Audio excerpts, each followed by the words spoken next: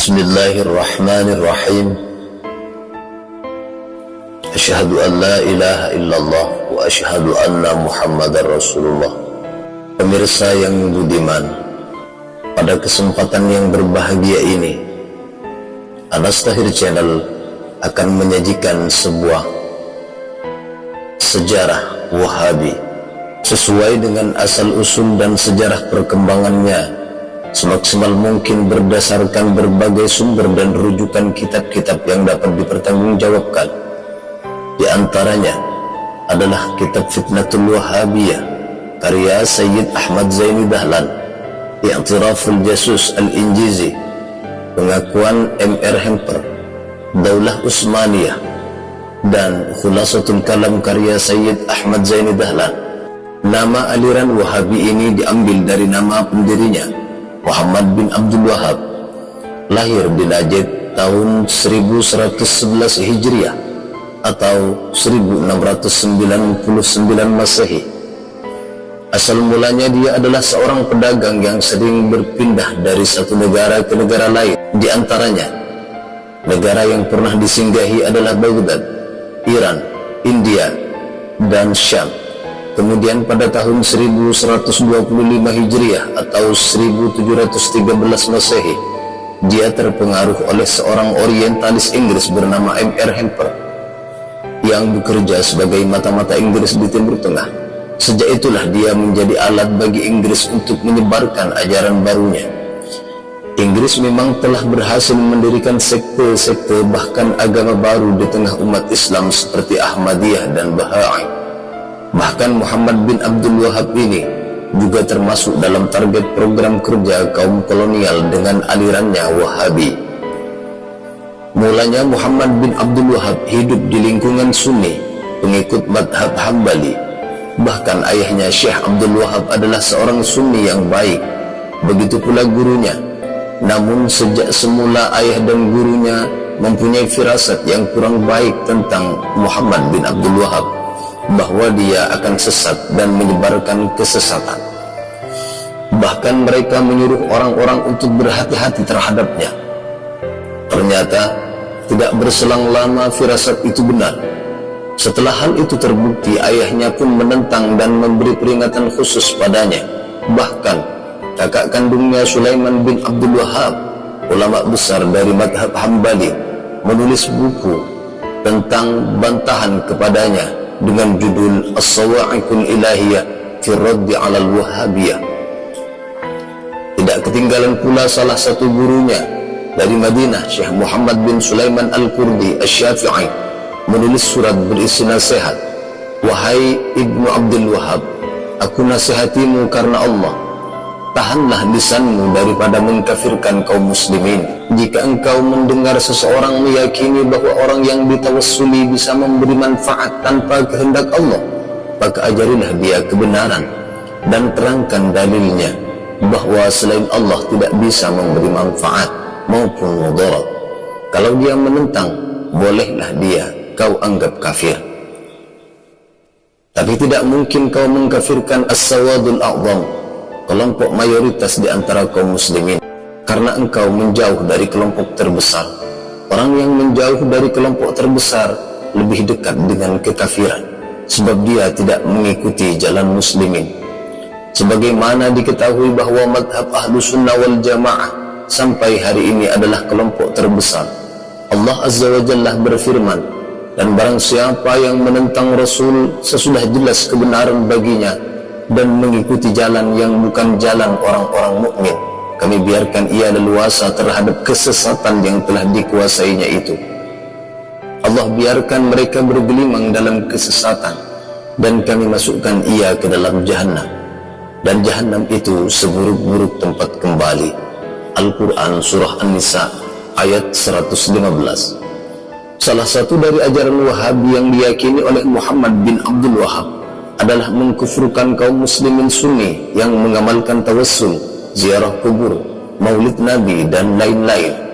Berbagai dalil akurat yang disampaikan Ahlu Sunnah wal Jamaah berkaitan dengan tawassul, ziarah kubur, serta maulid ditolak tanpa alasan yang dapat diterima. Bahkan lebih daripada itu, justru dia mengkafirkan kaum muslimin sejak 600 tahun sebelumnya, termasuk guru-gurunya sendiri. Pada satu kesempatan seorang bertanya kepada Muhammad bin Abdul Wahab, berapa banyak Allah membebaskan orang dari neraka pada malam bulan Ramadan? Dengan segera dia menjawab, setiap malam Allah membebaskan 100.000 orang, dan akhir malam Ramadan Allah membebaskan sebanyak hitungan orang yang telah dibebaskan dari awal sampai akhir Ramadan.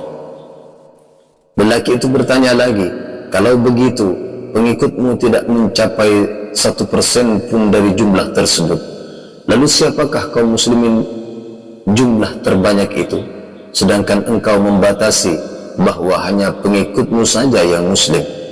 Mendengar jawaban itu, Muhammad bin Abdul Wahab pun terdiam 1000 bahasa. Sekalipun demikian, Muhammad bin Abdul Wahab tidak menggubris nasihat ayahnya dan guru-gurunya dengan berdalihkan pemurnian ajaran Islam. Dia terus menyebarkan ajarannya di sekitar wilayah Najd. Orang-orang yang pengetahuan agamanya minim banyak yang terpengaruh, termasuk diantaranya pengikutnya adalah penguasa Dir'iyah Muhammad bin Saud, meninggal pada tahun 1178 Hijriah atau 1765 Masehi, pendiri dinasti Saudi, yang di kemudian hari menjadi mertua Muhammad bin Abdul Wahab. Dia mendukung secara penuh dan memanfaatkannya untuk memperluas wilayah kekuasaannya. Ibnu Saud sendiri sangat patuh pada perintah Muhammad bin Abdul Wahab.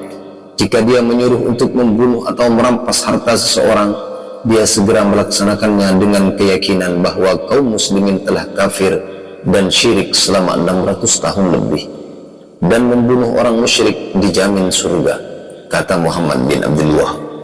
Sejak semula Muhammad bin Abdul Wahab sangat gemar mempelajari sejarah nabi-nabi palsu seperti Musailamah al-Kadzdzab, Aswad al-Ansi, Tulaihah al-Asadi, dan lain-lain. Agaknya dia punya keinginan mengaku nabi. Ini tampak sekali ketika ia menyebut para pengikut dari daerahnya dengan julukan Al-Ansor, sedangkan pengikutnya dari luar daerah dijuluki Al-Muhajirin. Kalau seorang ingin menjadi pengikutnya, dia harus mengucapkan 2 syahadat di hadapannya, kemudian harus mengakui bahwa sebelum masuk Wahabi dirinya adalah musyrik. Begitu pula kedua orang tuanya. Dia juga diharuskan mengakui bahwa para ulama besar sebelumnya telah mati kafir. Kalau mau mengakui hal tersebut, dia diterima menjadi pengikutnya. Kalau tidak, dia pun langsung dibunuh. Muhammad bin Abdul Wahab juga sering merendahkan Nabi Muhammad SAW dengan dalil pemurnian akidah. Dia juga membiarkan para pengikutnya melecehkan Nabi di hadapannya, sampai-sampai seorang pengikutnya berkata, tongkatku ini masih lebih baik dari Muhammad, karena tongkatku masih bisa digunakan membunuh ular, sedangkan Muhammad telah mati dan tidak tersisa manfaatnya sama sekali. Muhammad bin Abdul Wahab di hadapan pengikutnya tak ubahnya seperti Nabi di hadapan umatnya. Pengikutnya semakin banyak dan wilayah kekuasaannya semakin luas. Keduanya bekerja sama untuk memberantas tradisi yang dianggapnya keliru dalam masyarakat Arab, seperti tawassul, ziarah kubur, peringatan maulid, dan sebagainya. Tak mengherankan bila para pengikut Muhammad bin Abdul Wahab lantas menyerang makam-makam yang mulia. Bahkan pada tahun 1802 mereka menyerang Karbala, Irak, tempat dikebumikan jasad cucu Nabi Muhammad SAW, Husain bin Ali bin Abi Thalib. Karena makam tersebut dianggap tempat mungkar yang berpotensi syirik kepada Allah. 2 tahun kemudian mereka menyerang Madinah, menghancurkan Kubah, menjarah hiasan-hiasan yang ada di hujrah Nabi Muhammad SAW. Keberhasilan menaklukkan Madinah berlanjut. Mereka masuk ke Mekah pada tahun 1806 dan merusak kiswah kain penutup Ka'bah yang terbuat dari sutra. Kemudian merobohkan puluhan kubah di Ma'la, termasuk kubah tempat kelahiran Nabi Muhammad SAW, tempat kelahiran Sayyidina Abu Bakar dan Sayyidina Ali, juga kubah Sayyidatuna Khadijah, Masjid Abdullah bin Abbas. Mereka terus menghancurkan masjid-masjid dan tempat-tempat kaum salihin sambil bersorak-sorai, bernyanyi, dan diiringi tabuhan kendang. Mereka juga mencaci maki ahli kubur, bahkan sebagian mereka kencing di kuburan kaum solihin tersebut. Gerakan kaum Wahabi ini membuat Sultan Muhammad II, penguasa kerajaan Utsmani Istanbul Turki, murka. Dikirimlah prajuritnya yang bermarkas di Mesir di bawah pimpinan Muhammad Ali untuk melumpuhkannya. Pada tahun 1813, Madinah dan Mekah bisa direbut kembali. Gerakan Wahabi surut, tapi pada abad ke-20 Abdul Aziz bin Saud bangkit kembali mengusung paham Wahabi. Tahun 1924 ia berhasil menduduki Mekah, lalu ke Madinah dan Jeddah, memanfaatkan kelebahan Turki akibat kekalahan dalam Perang Dunia Pertama. Sejak itu hingga kini paham Wahabi mengendalikan pemerintahan di Arab Saudi. Dewasa ini pengaruh gerakan Wahabi bersifat global. Riyadh mengeluarkan jutaan dolar US untuk menyebarkan ideologi Wahabi. Sejak hadirnya Wahabi, dunia Islam tidak pernah tenang, penuh dengan pergolakan pemikiran, sebab kelompok ekstrem itu selalu menghalau pemikiran dan pemahaman agama Sunni Syafi'i yang sudah mapan. Kekejaman dan kejahilan Wahabi lainnya adalah meruntuhkan kubah-kubah di atas makam sahabat-sahabat Nabi Sallallahu Alaihi Wasallam yang berada di Ma'la atau Mekah, di Baqi dan di Uhud atau di Madinah. Semuanya diruntuhkan dan diratakan dengan tanah dengan menggunakan dinamit penghancur. Demikian juga kubah di atas tanah Nabi Muhammad Sallallahu Alaihi Wasallam dilahirkan, yaitu di Suq Al-Lail, diratakan dengan tanah dengan menggunakan dinamit dan dijadikan tempat parkir onta. Namun karena gencarnya desakan kaum muslimin internasional, maka dibangun perpustakaan. Kaum Wahabi benar-benar tidak pernah menghargai peninggalan sejarah dan menghormati nilai-nilai luhur Islam. Semula Al-Qubbatul Hadra atau kubah hijau tempat Nabi Muhammad Sallallahu Alaihi Wasallam dimakamkan juga akan dihancurkan dan diratakan dengan tanah. Tapi karena ancaman internasional, maka orang-orang biadab itu menjadi takut dan mengurungkan niatnya. Begitu pula seluruh rangkaiannya yang menjadi manasik haji akan dimodifikasi, termasuk makam Ibrahim akan digeser. Tapi karena banyak yang menentangnya, maka diurungkan niat tersebut. Pengembangan kota suci Mekah dan Madinah akhir-akhir ini tidak memperdulikan situs-situs sejarah Islam. Makin habis saja bangunan yang menjadi saksi sejarah Rasulullah dan sahabatnya. Bangunan itu dibongkar karena khawatir dijadikan tempat keramat. Bahkan tempat kelahiran Nabi Sallallahu Alaihi Wasallam terancam akan dibongkar untuk perluasan tempat parkir. Sebelumnya rumah Rasulullah pun sudah lebih dulu digusur, padahal disitulah Rasulullah berulang-ulang menerima wahyu. Di tempat itu juga putra-putrinya dilahirkan, serta Sayyidatuna Khadijah meninggal. Islam dengan tafsiran kaku yang dipraktekkan Wahabisme paling punya andil dalam pemusnahan ini. Kaum Wahabi memandang situs-situs sejarah itu bisa mengarah kepada pemujaan berhalah baru. Gerakan Wahabi dimotori oleh para juru dakwah yang radikal dan ekstrim. Mereka menebarkan kebencian, permusuhan, dan didukung oleh keuangan yang cukup besar. Mereka gemar menuduh golongan Islam yang tak sejalan dengan mereka dengan tuduhan kafir, syirik, dan ahli bid'ah.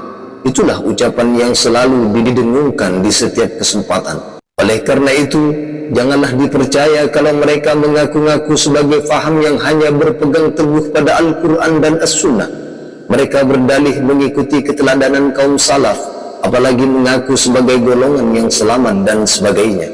Itu semua omong kosong belaka. Mereka telah menorehkan catatan hitam dalam sejarah dengan membantai ribuan orang di Mekah dan Madinah serta daerah lain di wilayah Hijaz yang sekarang dinamakan Saudi. Tidakkah Anda ketahui bahwa yang terbantai pada waktu itu terdiri dari para ulama yang saleh dan alim? Bahkan anak-anak serta balita pun mereka bantai di hadapan ibunya. Tragedi berdarah ini terjadi sekitar tahun 1805. Semua itu mereka lakukan dengan dalih memberantas bid'ah. Padahal bukankah nama Saudi sendiri adalah suatu nama bid'ah? karena nama negeri Rasulullah diganti dengan nama suatu keluarga kerajaan pendukung faham Wahabi, yaitu As-Sa'ud. Sungguh Nabi Muhammad SAW telah memberitakan akan datangnya faham Wahabi ini dalam beberapa hadis. Ini merupakan tanda kenabian beliau SAW dalam memberitakan sesuatu yang belum terjadi. Seluruh hadis-hadis ini adalah sahih, sebagaimana terdapat dalam kitab Sahih Bukhari dan Muslim dan lainnya. Di antaranya, fitnah itu datangnya dari sana, fitnah itu datangnya dari arah sana, sambil menunjuk ke arah timur, yakni Najd. Hadis riwayat Muslim dalam Kitabul Fitan. Akan keluar dari arah timur segolongan manusia yang membaca Al-Quran namun tidak sampai melewati kerongkongan mereka, tidak sampai ke hati mereka. Mereka keluar dari agama seperti anak panah keluar dari busurnya. Mereka tidak akan bisa kembali seperti anak panah yang tak akan kembali ke tempatnya. Tanda-tanda mereka ialah bercukur atau gundul. Hadis riwayat Imam Bukhari nomor hadis 7123 juz 6 halaman 20748. Hadis ini juga diriwayatkan oleh Ahmad, Ibnu Majah, Abu Daud, Ibnu Hibban, bahwa Nabi Muhammad SAW pernah berdoa, "Ya Allah, berikan kami berkah dalam negara kami, yakni Syam dan Yaman." Para sahabat berkata, "Dan dari Najd, wahai Rasulullah." Beliau berdoa, "Ya Allah, berikan kami berkah dalam negara Syam dan Yaman." Dan pada yang ketiga kalinya beliau SAW bersabda, "Di sana, yakni di Najd, akan ada keguncangan fitnah, serta di sana pula akan muncul tanduk setan." Dalam riwayat lain, 2 tanduk setan.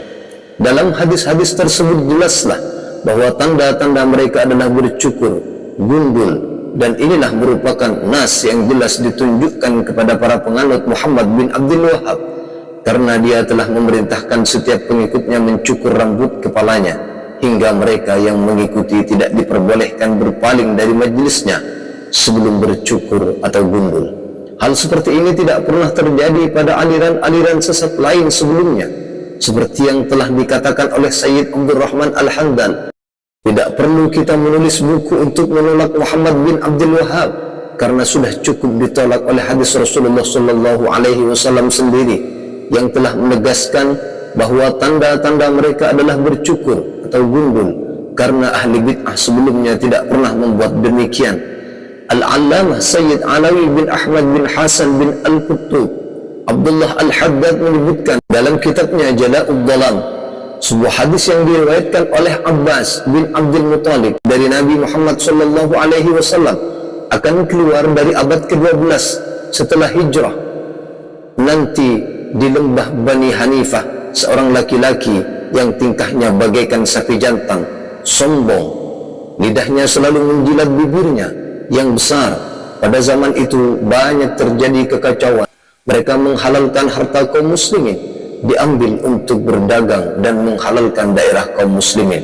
Al-Hadis.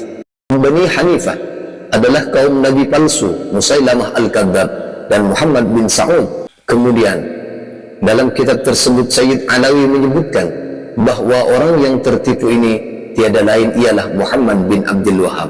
Adapun mengenai sabda Nabi Muhammad SAW yang mengisyaratkan bahwa akan ada keguncangan dari arah timur atau Najd dan 2 tanduk setan, sebagaimana ulama mengatakan bahwa yang dimaksud dengan 2 tanduk setan itu tiada lain adalah Musailamah Al-Kadzab dan Muhammad bin Abdul Wahab, pendiri ajaran Wahabiyah, yang meninggal pada tahun 1206 Hijriah atau 1792 Masehi. Inilah sekilas sejarah tentang pendiri Wahabi dan sejarah kelam sekte Wahabi.